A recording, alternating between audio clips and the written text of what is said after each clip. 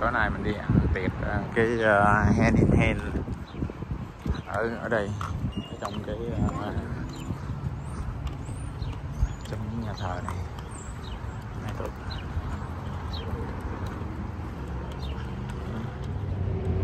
Nhà nhiều và thì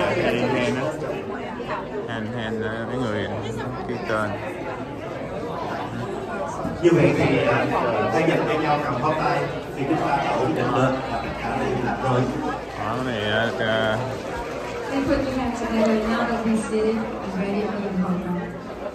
ngày hôm nay thì Thảo là MC của chương trình.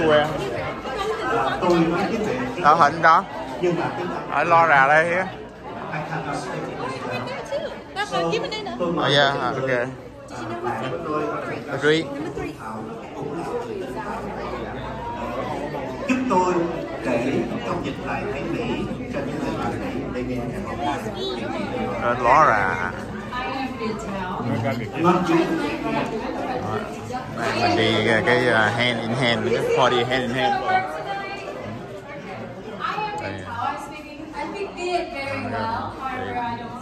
Đây mấy cái sponsor,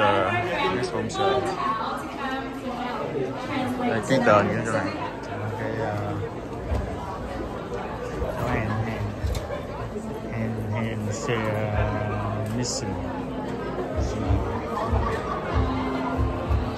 Năm 2015 là này.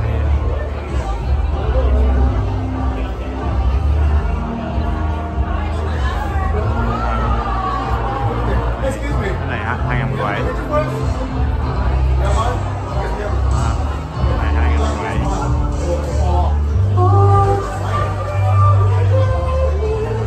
Này 2019.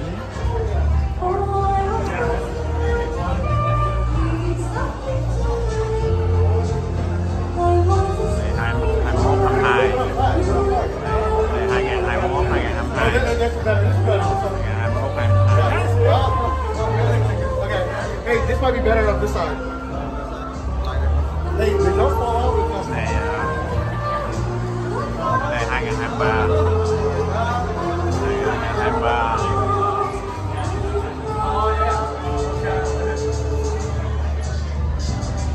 Mới giờ đi 5 giờ rồi. Cái này 20. Này 2020. Này cái hội này hoạt động cũng lâu rồi.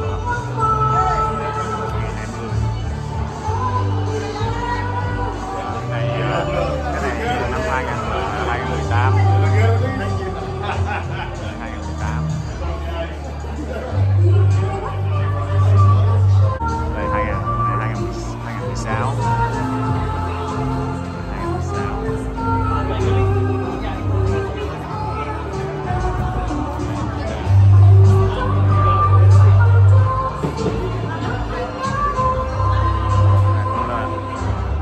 Thời gian lâu.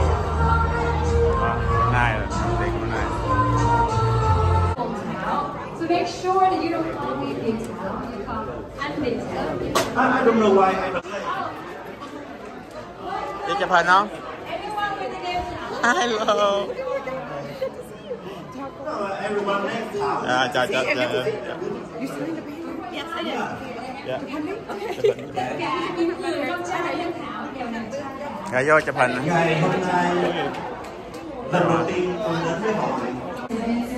And also we have a beautiful Cynthia. And then we also have Pierre and Peter. And of course accompanied by the most famous Và ngày hôm nay năm mấy bàn á, năm mấy bàn á chứ.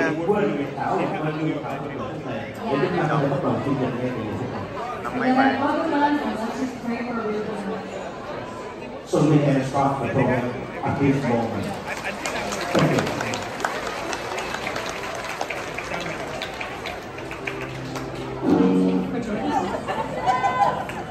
The truth is, we've been very nervous for the past few weeks, whether we're going to have enough RSVP, whether everybody's going to come, and just seeing the full room here does make our heart really warm and make all the hard work that we've been working for in the past few months to make it worth it. Thank you. So, to start off, every year we have a meaningful quote that we sit down and think about. We pick as a theme for our missions for that year. So this year's quote is, "The meaning of life is to find your gift. and the purpose of life is to give it away."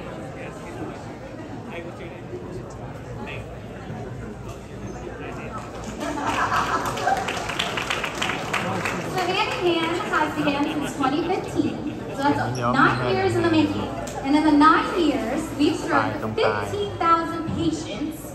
We had over 1,200 volunteers with us locally and internationally. And we accomplished 16 missions. I can't even imagine that many numbers, but when we put it together, that was the number. So looking back, every year we're going to talk about the year before. So this year, we're talking about 2023, Vietnam mission.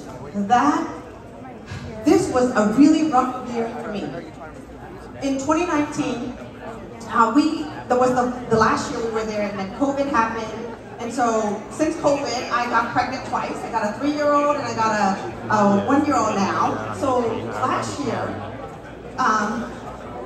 I've been working really hard to get all our volunteers, like our dental director, our medical director, to run the mission, so that planning for my pregnancy, that I would stay home after I have my 2-month-old baby. But at the last minute, Dr. John, who's our medical director, had an emergency. He could not make it. And he called me and said, "Tram, I'm sorry, but I couldn't make it to the shoot."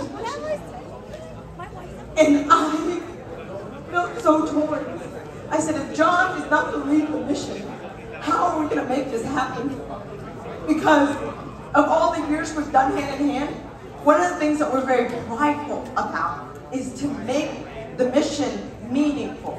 It's not about the number of patients that we see, but it's about the love that we would share with the people that we see.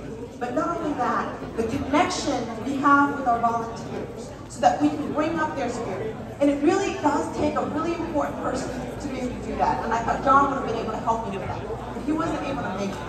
So at that moment, it was a time where I just started breaking down and crying.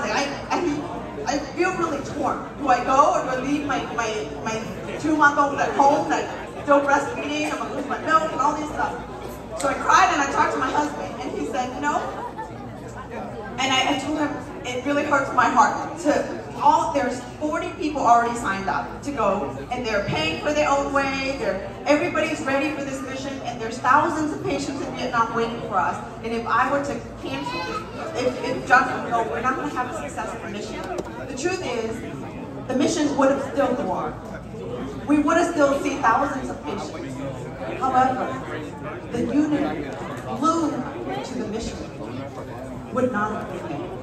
And so I called my mother-in-law, I called my mom, called everybody, had a family meeting, and I cried about it, of course. And then they were like, "Oh, well, if there's a will, there's a way." So my mother-in-law flew in, everybody just took care of my kids, and then I went to Vietnam that year. We were able to serve 3,000 patients. And it was the hardest mission, but the most meaningful. And every single time I see a kid that was not being treated or malnourished or not able to go to school, I think about my kids. This is the first year I'd gone back that I had kids before. I did not know what it was like to be a mom until I was one. And when I see the orphans, the children are disabled, the teeth are rotten, and they have barely clothes to wear and don't have food to eat. My heart, I just cry a lot, the whole mission, because I was so touched. Because first time being as a mother, being in Vietnam. So we served more than 3,000 patients. We also provided 2,500 family medicine kits and also 2,500 food essentials for the family. Thật sự năm nay là năm đầu tiên từ khi Covid xảy ra thì đoàn Hand in Hand về Việt Nam.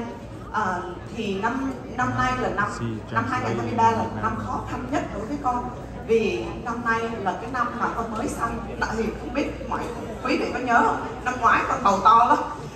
Sau là con sanh xong, hai tháng sau thì đáng nghĩa là Dr. John đi Việt Nam với con, nhưng mà cuối cùng Dr. John không đi được, cho nên vì vậy con phải con nhờ chồng con, nhờ mẹ con, nhờ mẹ chồng con để giúp lo cho con cái của con cũng được đi để giúp đỡ cho mọi hen. Thì năm đó tụi con đã khám được 3.000 bệnh nhân và hỗ trợ cho 2.500 phần hộp thuốc gia đình và 2.500 phần ăn cho những người nghèo ở tại quê hương ta. Và một cái khác năm nay á, là tụi con đã hỗ trợ và dạy cho các sơ ở các làng nghèo khổ ở tại Trong, Giúp, Những. This year was a little different. We invited all the nuns and the caretaker in all the poor villages in the area. So there was about 60 of them from different monasteries. And when they came, these nuns, what they do is they, on a day-to-day basis, they go into the poor villages and they serve, they provide medical care for the children and the poor families that have no access to medical care. So when we came in, we took our whole team in, and we did education. We taught them how to do CPR, how to do suturing for laceration repair. We taught them how to treat simple things like diabetes, hypertension, and then we taught them how to handle headaches, like reflux problem, back pain, all the simple things that should have been easily done, but we taught them how to do that. Why was that so important? Our mission was not just about going into Vietnam to see a bunch of patients and leave, because that's what a lot of organizations do. But our organization is not about the number of patients, about the tribe. The way that we work is that we think about the people that is there. What if we come in, we treat them for diabetes and hypertension, we give them a month of medicine. Those of you guys who know, you cannot be on a medicine for a month and then 2 months. What happens after that when they run out of medicine? So what our mission was to educate so that the nun is able to carry out the mission when we're not there. And that's how we build up that poor community. We can't just go in and give them money, give them food and then leave, and then they go back to their old ways. So we have to educate, we have to help them in that way. Thì năm nay tụi con làm hơi khác, để là chia sẻ kinh nghiệm cho các sơ. Để làm chi? Để cho các sơ tiếp tục cái sứ mệnh khi mà tụi con không có ở đó. Tại vì tụi con là bác sĩ nha, sĩ đúng là phát thuốc trong 1 tháng, 2 tháng. Rồi sau đó rồi sao? Từ thuốc huyết áp hay thuốc tiểu đường không có thể nào uống 1 tháng, 2 tháng được. Thì mình phải dạy cho các sơ, để các sơ là những người mà làm việc với các bệnh nhân mỗi ngày. Không? Thì để cho các sơ tiếp tục cái chương trình đó thì cái cơ hội, cái mission của tụi con đó là không chỉ có khám bệnh cho người dân, nhưng mà cũng chia sẻ cái kinh nghiệm lại để cái làng đó, cái xứ đó càng ngày họ càng better than sao, họ tự lo để tụi con khi mà về Mỹ, tại tụi con có thể không có về trở lại được đi nơi khác thì họ sẽ tự lo cho mình. Yes, all beautiful stuff. And one thing that I think I hold dearly to me is the educational part. So one of the key missions that Những does is we provide education funds for children who come from very poor families or are orphans.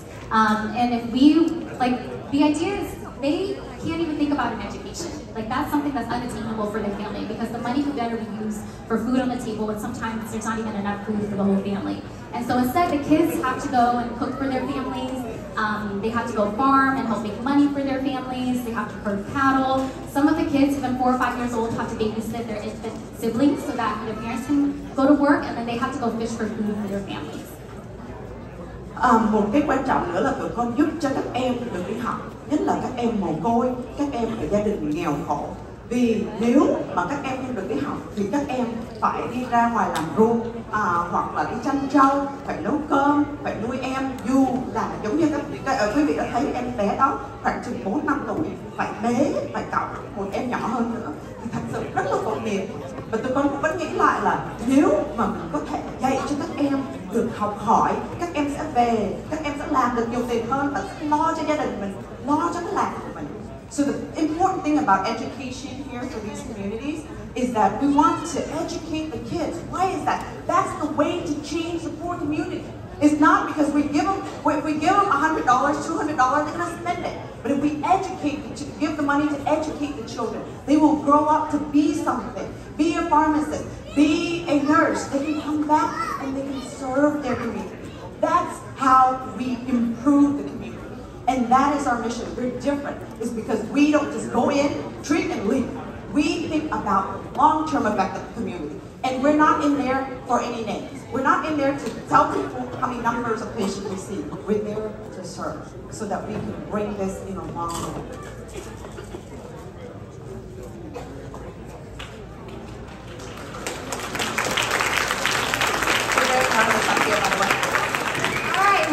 Locally, this is my area, so I like to talk about Arlington a little bit. But last year we were privileged enough to host 2 local missions, one here at this church and one in Fort Worth at Our Lady of Fatima.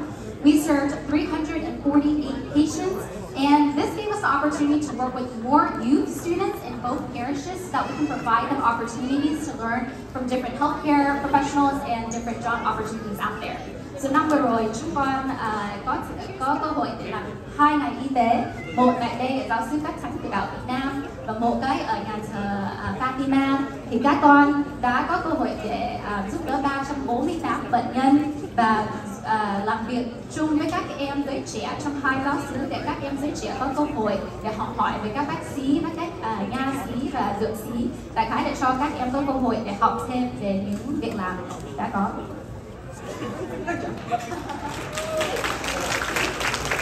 And so one of the cool things that we were able to do after years of trying to partner with Moncrief Cancer Institute is they were able to come on site with their mobile van and provide mammograms for all of our female patients and provide follow-ups for them as well. The other thing was we were able to continue to work with the medical students and the dental students. So the way we did it was we were, I was supposed to do that. We were able to work with the kids. So the way that we ran it was we have medical doctors or dentists, and then we have the medical student working with us, but then they also work with the ones who want to be medical doctor or want to be nurses or want to be dentists, so that they can kind of like connect with each other, so that they can kind of see the ways. How do you apply into medical school? What are the ups and downs of that? So we kind of really connect everybody and really educate a lot doing that. Yeah, and not just medical students. I think that's like a super cool key component, but even dental students interested in pre-dental students, pharmacy students, nursing students. We welcome all students who are just interested in what we are able to provide to come and get hands-on experience. Thì năm nay á, tụi con đã hơi khác chút là được làm việc chung với Moncrief Cancer Institute, là được để khám siêu âm cho các phụ nữ và để ngừa breast cancer là ung thư ngực. Thì năm nay tụi con có làm việc thêm cái phần đó, và thêm nữa là tụi con cũng làm việc chung với các em đang học trong trường y hoặc trường nha hoặc trường dược, và các em đó tới để làm việc chung với những người professional tụi con như bác sĩ, nha sĩ, và trong đó cũng có những em muốn đi học bác sĩ, muốn đi học nha sĩ hoặc là muốn volunteer, thì tụi con cũng chung với như vậy để tụi con chia sẻ với nhau là khó khăn gì đó khi mà nộp đơn vô trường, thì ai mà biết là nộp đơn rất là khó, thì tụi con giúp đỡ cho các em để các em hiểu được có nên là bác sĩ hay không, có nên là nha sĩ hay không. Yes, and I don't know if Oscar's in the room, but I promised him a fun shout out. Oscar works at Elite Dental, and we have 8 dental units that we have at our local missions every year. And these dental units they were hand built, and so the suction for it doesn't work really well, so we're unable to provide like a better quality dental exams and care for our patients. So last year, Oscar built us like this fancy vacuum suction system that he DIY'd and put it in so that our dental units were able to be used a lot better, so we were able to treat our patients better. So năm ngoái lúc mà tụi con mở cái tụi con có 8 cái máy nha để mà làm, nhưng mà những cái máy đó hơi bị yếu, tại nó không có được vô một cái hệ thống. Thì khi mà Oscar và anh Sunny hai người làm việc chung với nhau thì nó là ok, mình có thể chế ra một cái máy hút suction. Thì năm vừa rồi là các anh đã build một cái máy đó using một cái suction và PVC pipe, và làm cái máy suction rất là mạnh, cho nên và làm cho cái chương trình làm nha mình năm nay là hoành tráng hơn mọi năm nữa. And honestly, to be truthful, like the local mission can or can't be done without us. We try to continue to put it on every year for Christians who have low incomes or poor health insurances. But really, it's all about the youth. Like, the reason we do it is to empower the youth. We want to be role models so that one day we can hand off that torch for them so that they can be leaders in this community, but specifically in Arlington as well. Dạ đúng, nếu thật sự ra tụi con không cần làm local mission mà khám bệnh cái ngày y tế ở đây, tại vì thật sự mọi người thì cũng cần nhưng mà không cần như những người ở tại Việt Nam. Nhưng mà lý do tại sao tụi con tổ chức chương trình y tế ở tại Mỹ là để cho các em có cơ hội, những đứa mà không đi Việt Nam được, những đứa bố mẹ chưa có dám cho con đi, để cho các em được cái cơ hội giúp đỡ, chia sẻ lại cho người nghèo, và các em đó có thể học hỏi thêm từ bác sĩ, nha sĩ. Tại bình thường nếu mà nói là bây giờ tới văn phòng để mà volunteer thì nó hơi khó, nhưng mà khi mà mình làm việc một chương trình lớn như vậy, mình có cơ hội để chia sẻ, làm noi gương cho các em được. Thì vì vậy tụi con mới làm chương trình tại Mỹ. Thật sự nó rất là cực, nhưng mà it is really hard to do two local missions in the U.S. But like Lan says, we do it is because it's for the youth. We want to be a role model for them. We want them to have a place so they can be like, oh, this is a good, like, I want to be like them one day. I want to be able to serve the community one day. So not all about like when I become a doctor so I can make a lot of money. I want, you know, 500,000 a year or whatever. It's not about that. It's about how can we serve. And the truth is, when we serve, we are compassionate. The truth is, financial still comes out, and I guess it's always that. Yes. Okay, looking forward to 2024. So we already have our plans made. In Vietnam mission this year is going to be July 17 to 27. Năm nay tụi con sẽ đi Việt Nam vào tháng 7, từ ngày 17 tới ngày 27, và mình sẽ trở lại Công Tum và Pleiku. So we're going back to Công Tum and Pleiku. The reason being is Công Tum and Pleiku is the area of very, very poor people. And they are in the kind of like the villager people, where they have very little education. They probably have like one set of clothing, and they're so underserved that we want to come back. And we want to teach more for the nuns, because there's so much more to be done that we feel to a heart we could not leave, so we're coming back to Công Tum again. Năm nay tụi con trở lại Công Tum với Pleiku vì nơi đó còn rất là thiếu thốn. Những người nghèo vẫn rất nhiều, và tụi con không có ngày nào mà tụi con nói là khám hết bệnh nhân rồi, vì cũng có nhiều người phải xây cái vợ lại không khám được. Vì số bệnh nhân ở Công Tum với Pleiku mà nghèo họ không phải rất là nhiều, cho nên tụi con sẽ trở lại Công Tum và Pleiku và chia sẻ thêm kinh nghiệm với các sơ. Đó là we're gonna go back to Công Tum. This time we're doing 2 days of education, 2 ngày để chia sẻ kinh nghiệm. Yes, and we plan to serve 4,000 patients and still provide medical, optical, pharmacy, all of that fun stuff. We're going to provide 3,000 family medicine kits and food essential kits, and also hopefully visit all of the students and be able to provide more education funds for those students who need it and want to go to school. Năm nay tụi con dự định khám cho 4.000 bệnh nhân, hơn năm ngoái khoảng chừng 1.000, vì năm nay tụi con có 60 volunteer. This year, we're, like I said, we're 4,000 patients. Is the increased number from last year for 1,000 patients is because we have 60 volunteers that's going to us to Vietnam. And by all means, let me tell you guys, they not only sacrifice their time, they also sacrifice their money. Everybody pays for their own ways. The ticket, I don't know if you guys ever looked, it's between $2,300 to $2,500 a ticket to fly back to Vietnam. They have to not only pay for the ticket, they pay for the food, their hotel, and everything. And they also have to work from, I hope I'm not scaring all them when that sign up this year. From 6 o'clock we wake up, and then we do all the stuff, all the way to the end of the day, which is 6 or 7 until we finish patients. It's really hard work.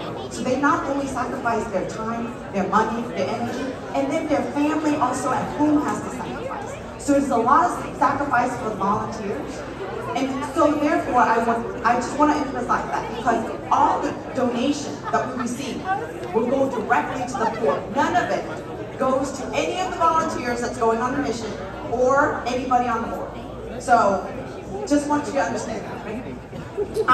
We plan So mình sẽ cho 3.000 phần hộp thuốc gia đình năm nay và 3.000 phần đồ ăn cho những người nghèo, và mình sẽ tiếp tục giúp đỡ cho các em được đi học. Alright, locally, I know my cancer care family is in here, but I'm so excited because we are going to be working with cancer care. If you don't know them, they're also a nonprofit that does outreach in our community. Yes, and they provide all these vendors. Like, they group all of these wonderful nonprofits and vendors together to provide these outreaches. And so they're going to come with us on September 21st, which is this year's local mission. And we're going to provide anything from mammograms to Texas Health Resources, genetic testing for heart disease, prostate cancer screening with Black Heart Association, hepatitis prevention and education. They even have vendors for children to come play around and do fun stuff. So we have a lot of great things coming this year. Năm nay cái ngày y tế mình sẽ là vào tháng 9 ngày 21, và mình sẽ partner làm việc chung với Cancer Care. Bên này họ sẽ giúp cho mình khám những bệnh nhân để mà ngừa ung thư ngực, ung thư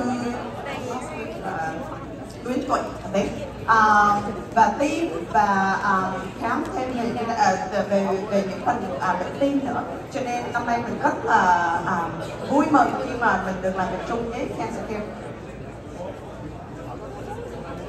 Okay, so we've given you a whole lot to think about as far as missions, locally and internationally. But I want to emphasize who is hand in hand. Who is hand in hand? You know, those people that have known me, they think sometimes people tend to say it's Dr. Nguyen's organization, or lúc mà hỏi là ai là hand in hand thì khi nào cũng chỉ là đó là bác sĩ Trong.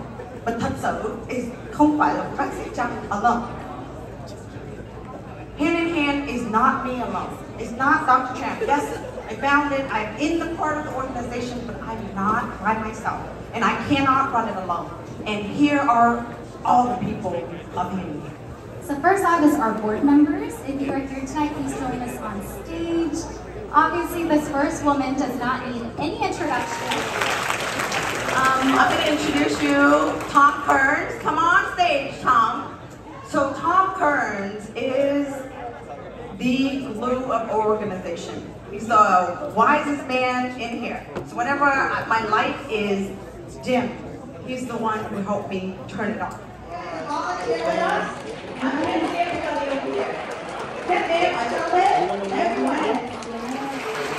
Xin mời các thành viên và có thể đứng lại chút xíu một vài câu hỏi. Thứ nhất, nếu mà có nhiều người mới đến đây lần đầu và muốn tìm hiểu về Hand in Hand thì làm sao, vào website nào hay liên lạc ở đâu? handinhand.org. Trong những cái tờ giấy trên bàn là đằng sau sẽ có, nếu ai yêu cầu thì xin đọc. So all of our Instagram handles, Facebook handles, handinhand SM. So you guys can look at the back of our pamphlet and it should show all of that. You can find more information. Và trong cái pamphlet đều có hết những cái chương trình đó là Câu hỏi thứ hai là nghe sự trình bày của Dr. Trump và Lan cũng như mọi người, có nhiều người muốn donate, muốn đóng góp vào chương trình này thì ngay trong đêm hôm nay đóng góp bằng cách nào? Nếu mà ở trong trên các bàn thì có những cái phong bì, trên cái phong bì đó thì có nếu mà ai muốn donate cho Hand và muốn thì có thể có tên, có thể có chắc cái cash hay là cái Venmo cũng được, và nếu ai muốn cần cái letter to the IRS thì vẫn thì chắc cái box đó thì mình sẽ gửi thư. Yes, the question was how can supporters who donate to us? So just place everyone in an envelope. I have extras in the back. So this envelope, you can select how you want to donate, where you want to donate. Muốn giúp đỡ cái donate thì bỏ tiền ở đây.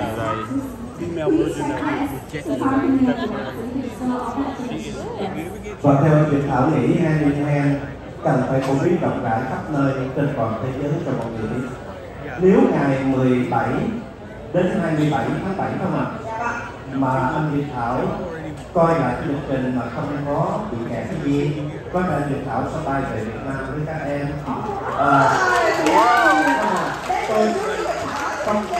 I don't call myself Việt này chỉ đang suy nghĩ nếu được thu hình tất cả những hoạt động của Hand in Hand lan tỏa trên khắp thế giới cho mọi người biết đến, và nếu được giới thiệu Hand in Hand cho mọi người biết đến để cái sự support của người Việt Nam khắp nơi nhiều hơn nữa. The Thảo here is actually, for those who don't know who he is, he's actually one of the most well-known MC in the Vietnamese community in the U.S. So, and he actually banned all over the country. But anyway, what he's saying is he is going to plan to go to Vietnam with us this year in July, and he's going to help broadcast Hand in Hand to the world so that they know about us, so that they can contribute more. They also can do Hand in Hand. It's a big thing.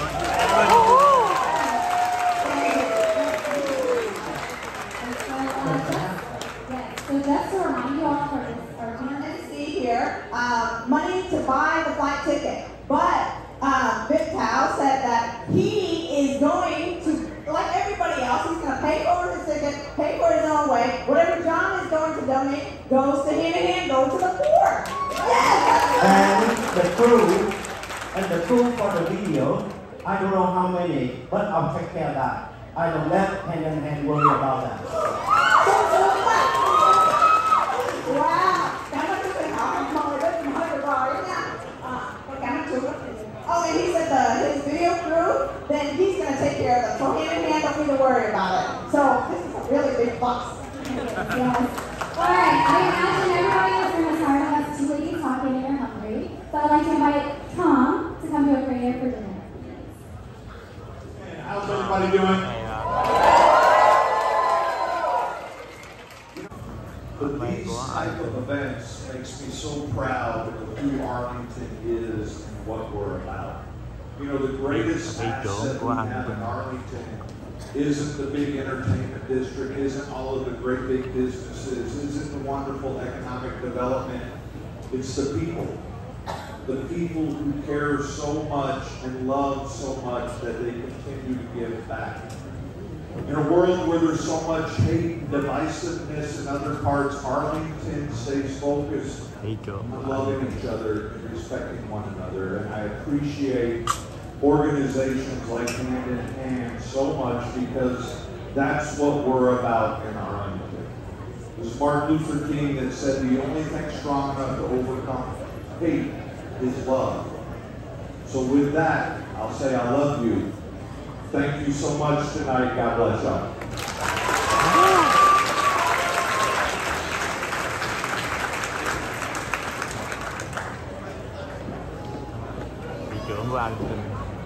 Everybody better. Bronze sponsor, New York Life. New York? Wow. New York Life. Big time sponsor, 7 Leaves. Repair. Hospital in the house. Dental, look at dental. Sponsor. Đồng.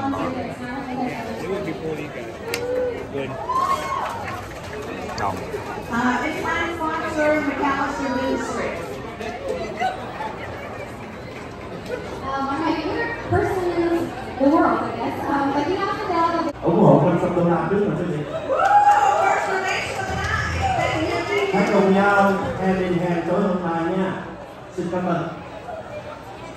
Lan ơi, mình giới thiệu Dora nhé. Yes, I'm sorry. Laura. Yes. Okay, so I'm going to introduce Laura. She is currently a 4th year medical student at the Arkansas College of Osteopathic Medicine. She is soon to be a pediatric resident at the U.S. College of Medicine in San Antonio this upcoming June graduation. And she joined us on her first mission trip to Vietnam back in 2019 and has been volunteering with us internationally and locally ever since. Please welcome to the stage, Laura Lee. Oh, you guys can clap louder than that.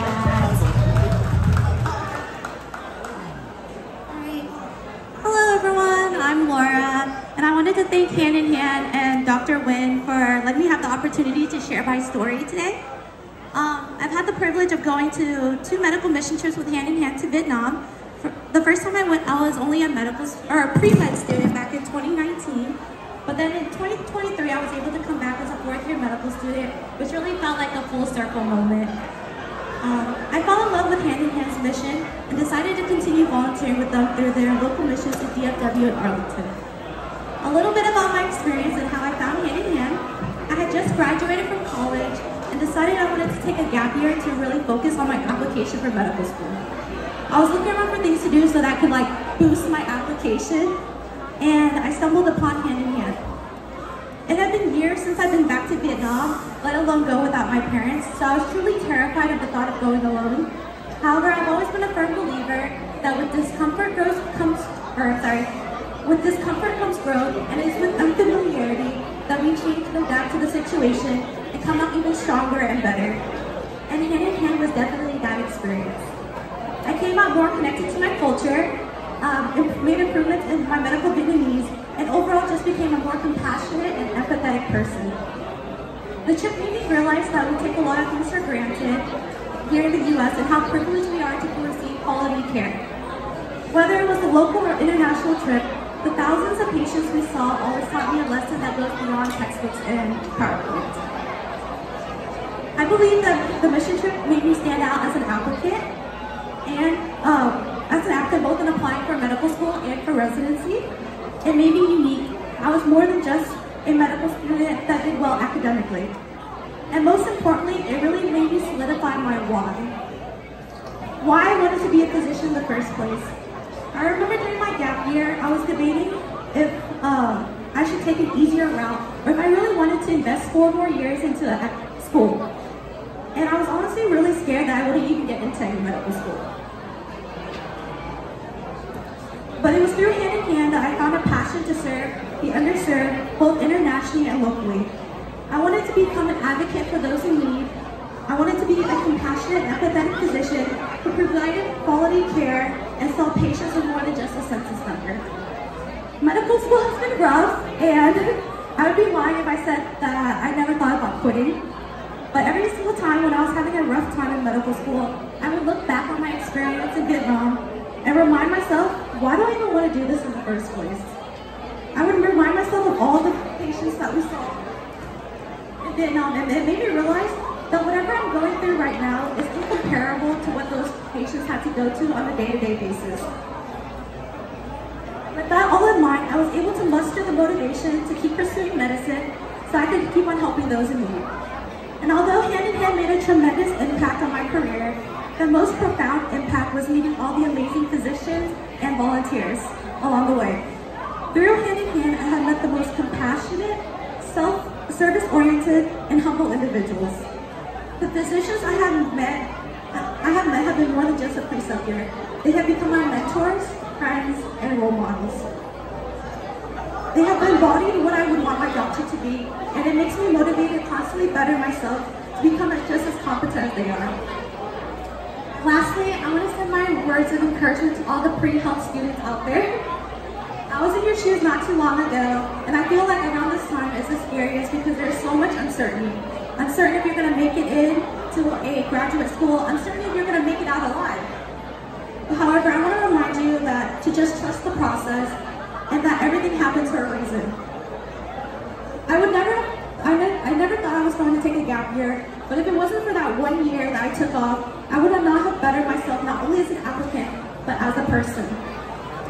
I've met such amazing people that have been pivotal for my journey this far, and I'm me becoming a physician to this day. So from the bottom of my heart, thank you, Hand in Hand.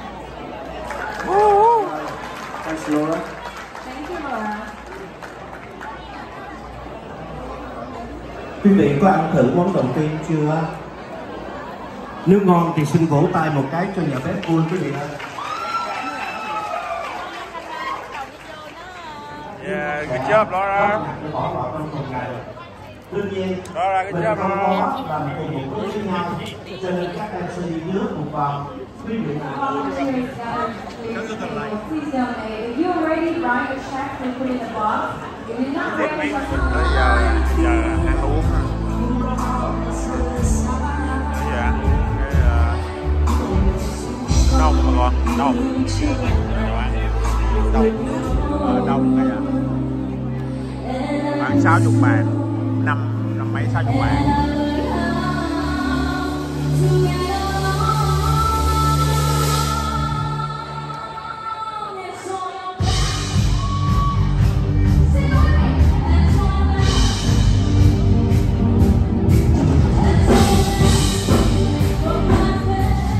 Năm 2023 nhiều đi qua đây á, qua Việt Nam ốc đó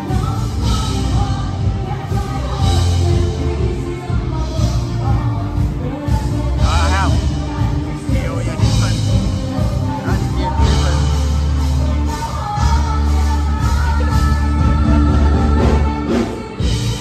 Mổ thường là thế này, còn bác sĩ gia đình nằm dưới đây thì khi mà phát bệnh hết thì Bạn của mình không phải ai mổ.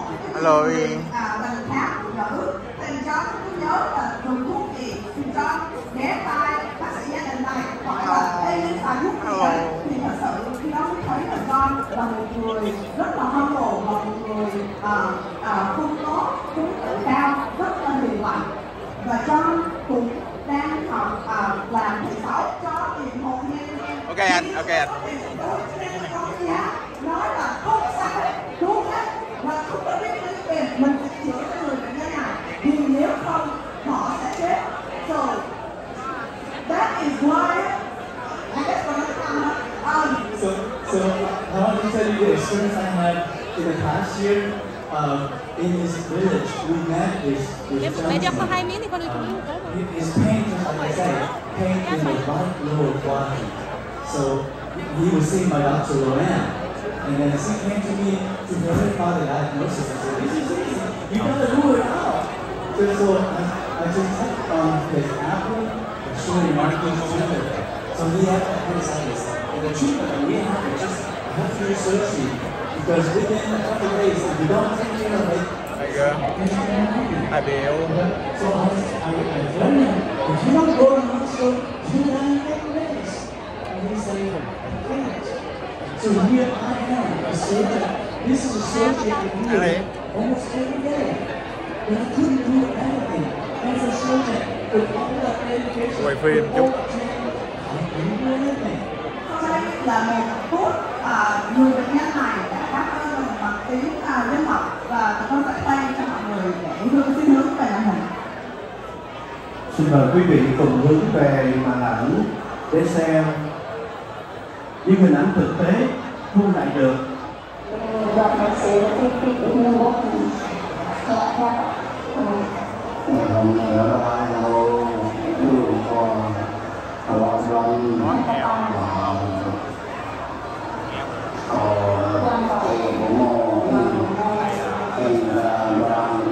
Cảm ơn đoàn đã kịp thời đưa tôi đi cấp cứu và mất tiền miễn phí cho tôi. Nếu không có đoàn, chắc chắn tôi đã chết. Vì tôi vừa lớn tuổi, vừa không có tiền.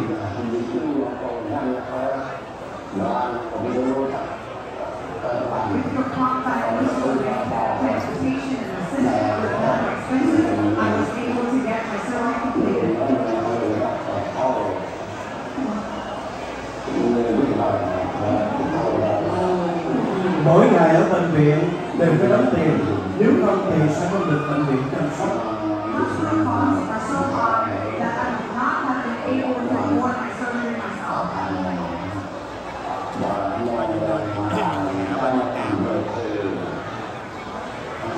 Tôi rất lòng cảm ơn các sơ, cảm ơn đoàn rất nhiều vì đã yêu thương giúp đỡ tôi.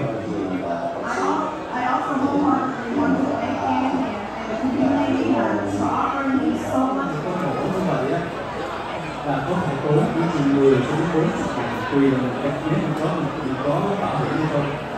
10 ngàn nếu mà mình có thể từ như vậy. Người này một từ mà con chữa tổng cộng khoảng chừng 400 đồng. Đấy là cái số tiền mà mình xài bên này á, nó rất cao đó. Về thì cao, nó có giá trị. Và biết không? Bên này 10 ngàn mình mới sửa được cái này. Đây đâu khi cho đến mình bán cái gì đó mình sửa được biết bao nhiêu.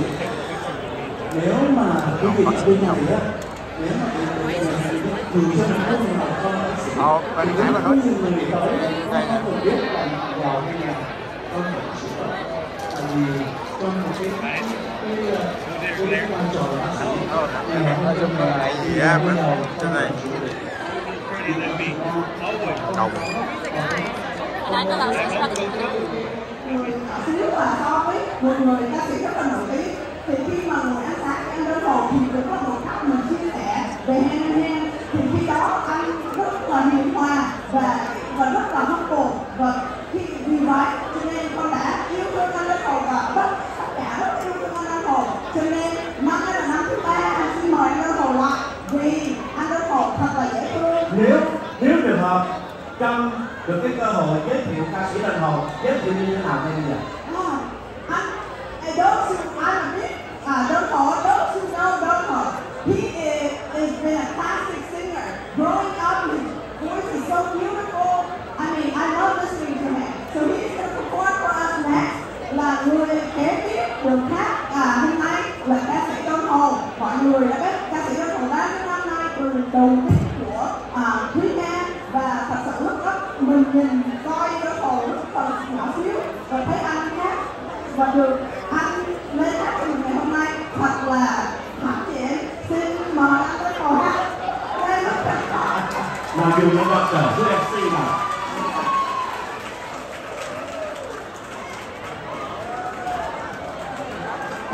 Bác sĩ Trần Anh, cảm ơn người được hỏi. Bắt đầu xin chào các bạn quý vị. Dạ, quý vị ăn ngon không ạ? Dạ, cảm ơn la nhỏ quá, hôm nay Dạ, năm nay, giống như bác sĩ Trần Anh vừa nói, đang được hôm nay đứng trên sân khấu của ngày năm thứ 3. Xin kính quý vị một đêm thật là vui, thật là êm đềm và thật là đáng nhớ. Con xin lỗi và con xin kính chào quý cha và con xin kính chào quý sơ và cháu xin kính chào quý ông bà cô bác. Hello everyone. Yes, good evening. My name is Kim Santa.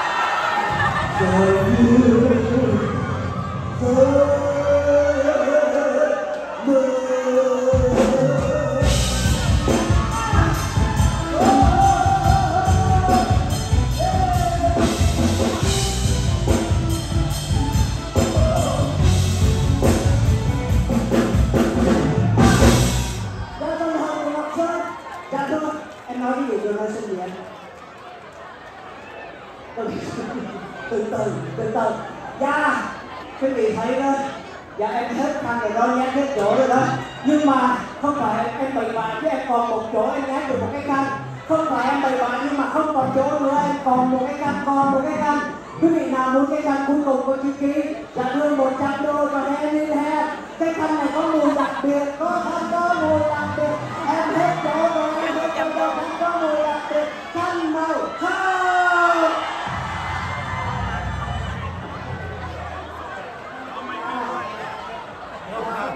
ủng hộ hai em 100 không ạ? 100, còn ai là dùng tiền? Dạ 100 ạ. Em ơi, bên kia.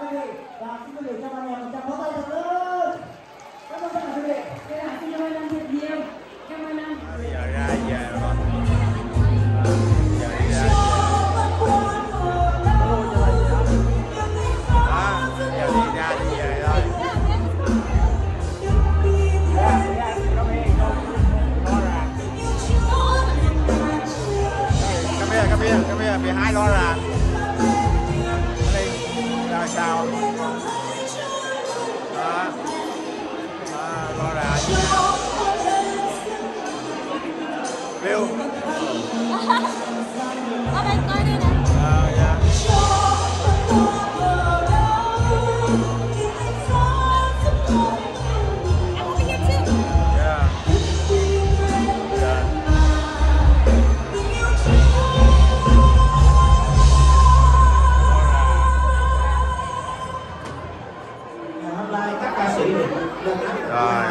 Nhưng mà hiện giờ thì chúng ta chỉ còn có 40 phút nữa là hết chương trình. Vì đây buồn đầu, cho nên mỗi ca sao Cương nói gì không? Nói gì không? Sao á? Xong rồi cái thành lễ vui không? Rồi sau đó là Phương Thảo và Ân Hồn trở lại là chúng ta chấm dứt chương trình. Cho nên thông báo này để cho bà anh chị em